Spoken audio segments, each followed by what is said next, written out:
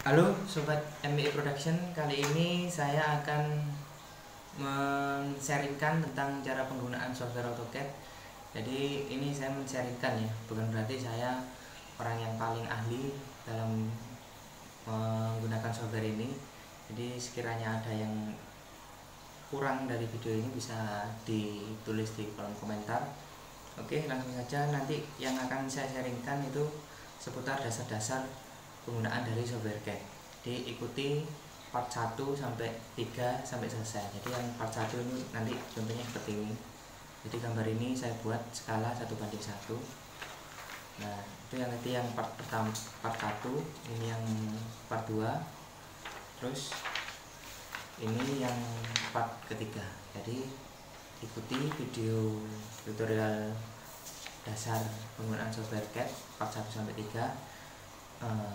Semoga bermanfaat. Terima kasih.